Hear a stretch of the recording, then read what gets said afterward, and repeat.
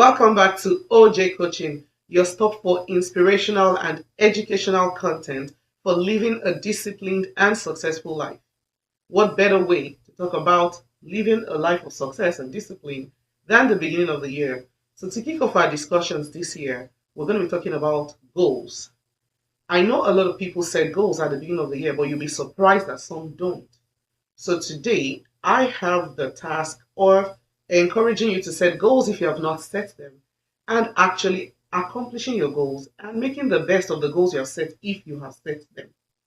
Now, what is a goal? Simply put, a goal is an aim or a desired result.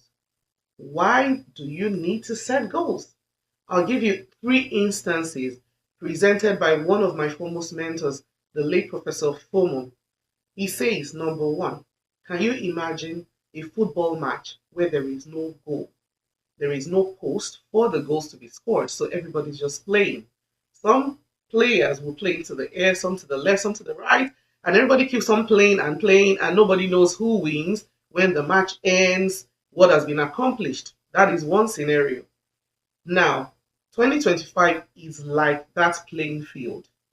If you don't set your goals, you may go all over the place and never really find the point that your life has accomplished in 2025.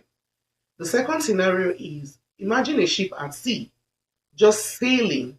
Now there is no direction, no compass, no stopping point in the plans. It just goes on the sea. Imagine going through life like that. 2025 is like that sea. You need to have a plan for navigating the year.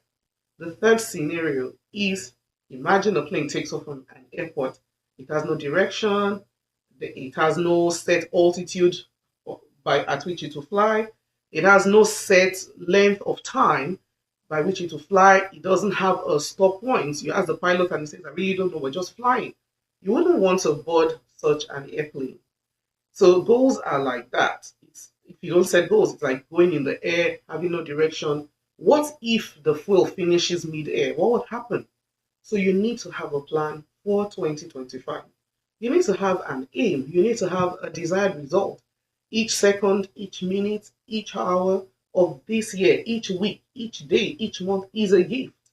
It's like a seed, and you should plant it and get a harvest. So, what are you going to accomplish in 2025? You need to find out, you need to have a plan. You need to set a goal. The year should not go by, and you can point to specific things that you have accomplished this year. Now, to set your goals effectively, you need to make sure that your goals are relevant to your existence, your reason for living. You need a purpose. You need to find out your purpose. What if you set out to become, let's say, a medical doctor, and you can't even stand being in a hospital?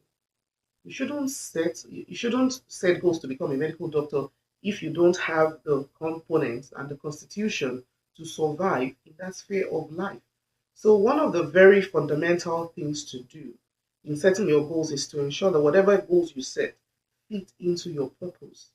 And really, I don't think anybody apart from God can help you to find out your purpose because He made you. So that's where you need God. Take some time to go and be alone with God. Pray and listen to His leading for your life. He will show you exactly what direction you should be moving. And if you have already found out your purpose, your goals are relevant, and from time to time you've been setting your goals, maybe from one year to the next, you've set your goals.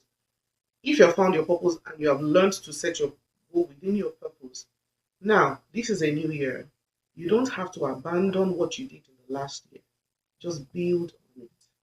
So if last year you were able to, let's say, for example, accomplish a master's degree. Now, in your purpose, you need to move forward. You need to build on it. Before you abandon it and say, oh, let me go and take another program completely, make sure that what you accomplished in the past is building on to giving you more in the journey of your purpose. So set your goals to be incremental, to be an add-on. Take the next step in the direction in which you were already building. Don't abandon what you've done and start many new things. Build on what was already existing. And there are some things that would help you. accomplish those goals. Write your goals down. Write your goals down. If you don't write your goals down, you will forget them. Someone said the shortest pen is better than the longest memory. Write it down. You'll be surprised many times. You go back in the course of the year and find out that, oh, I actually set plans in this direction. And many times when you set your goals, you can go back and visit them, and you should be able to measure how far you have come. So take time in the course of the year. Don't just write them at the beginning, sitting pretty, visit them. Maybe you're going to visit your goals every month, visit your goals every quarter, visit your goals every week to make sure you're still on course with the direction you received in accordance with your purpose from God at the beginning of the year. Write your goals down. And one of the things that can help you, or some parameters that can help you to make the very best of the goals you have set, is do some specifications around your goals. What is it that you want to accomplish? When are you supposed to accomplish it? When do you want to accomplish it? How would you accomplish it? With whom will you accomplish the goal? And for how long are you supposed to work on those goals? If you begin to look at your goals critically like that, you will most likely end up where you're supposed to end at the beginning of the year. So now, before you start to run through the year, make sure that you have a plan. If you don't have a plan, people always accomplish their plans. So if your plan is nothing, you accomplish it. And if your plan is grand, you will most likely accomplish your grand plans. Someone says, aim for the sun, you may land on the moon.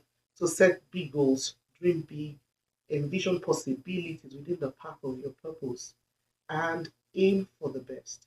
And of course, you know that you cannot do it in your own strength. So lean on God. There is a promise in the Bible that God made. I want to live with you as you navigate your goals, as you navigate the year. It's in Psalms 32, verse 8. The Lord says in that place, I will instruct you and teach you in the way you should go. I will counsel you with my eyes upon you. You can trust God to lead you this year. Have a wonderful 2025. And if you feel like sharing more tips on how to accomplish said goals, feel free to comment below. And till we bring you the next video,